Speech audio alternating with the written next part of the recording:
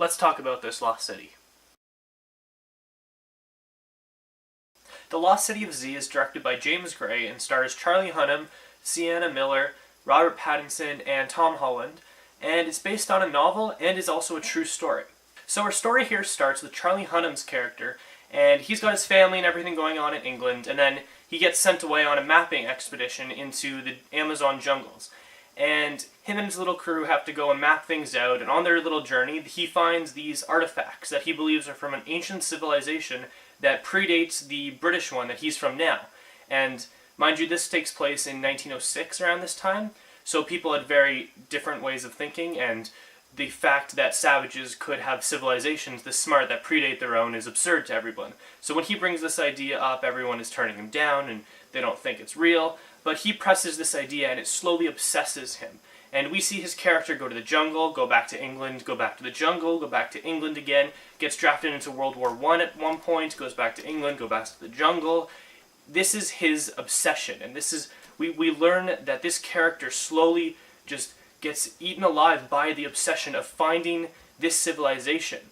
Mind you that this story takes place over around 20 years. I think the first time we see a timestamp on the screen, it says 1906. By the end of the movie, I think the last one is around 1925. So it's a very long story. And the runtime of the movie is only 2 hours and 22 minutes, which, I mean, it's a pretty long movie, and it does feel long. If you aren't completely invested, then you might get bored. It's a very long, drawn-out story, and that could make a lot of people be wary. In my theater, actually, I had a lot of people getting up and walking out and then coming back in, just because if you're not going to invest yourself into the story, you're going to get bored. I personally invested my entire self into this story, and I was engaged, and it captivated me the entire time. I was so into it, and I loved the way it was done. I thought it was magnificent, the way that everything was shown. The cinematography in this movie was gorgeous. It actually reminded me a lot of a movie recently, Silence, that came out a few months ago. It has very similar tone and style and cinematography, especially to that kind of movie. Both are very long, both are beautifully shot, both are very serious, and are story and dialogue driven movies.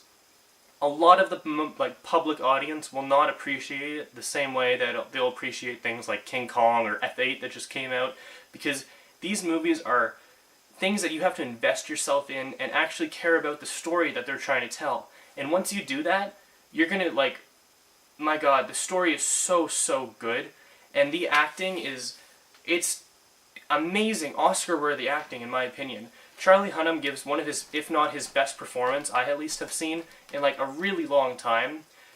Sienna Miller is amazing as his wife in this movie. Robert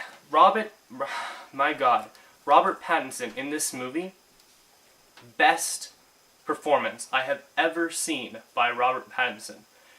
Everything he's done in the past, I don't care about anymore, because he was able to take this new character and just let it absorb him. He became this character. The first time he popped on screen, I recognized him because I had seen pictures from the movie. My friend didn't. I went with a couple friends to see this movie just because some of them had interest in it, and it took them a little bit while to realize that that was him, because he built himself around this character and was able to just go into it. He has a big beard and glasses and a cool little hat, and it's just such a different performance, and a great performance by him that I was really impressed by. On top of that, Tom Holland is also in this movie. I mean, from the marketing campaign, not that there was a lot, but from the marketing campaign that we got for this movie, I thought he was going to be in a little bit more than he was. He plays Charlie Hunnam's character's son, and the first time we meet his son, he's about 2 years old, and then as Charlie Hunnam goes on his expeditions and comes back, his son slowly ages, and when this son is, in his teens, that's when Tom Holland starts to show up every once in a while. And the scenes he's in are very good. I actually really enjoyed him. I think he's becoming a bright, smart, young, talented actor, and I'm really glad to see him showing himself and going out there and doing all these great things, because I want to see a lot more of him in the future. He is great. Other than that, I mean, there's not much else to say. It's a very story-driven movie. I really enjoyed it, and I would tell anybody who is interested in the subject and the idea of it, and if you want to see a really good story shown on screen, check it out.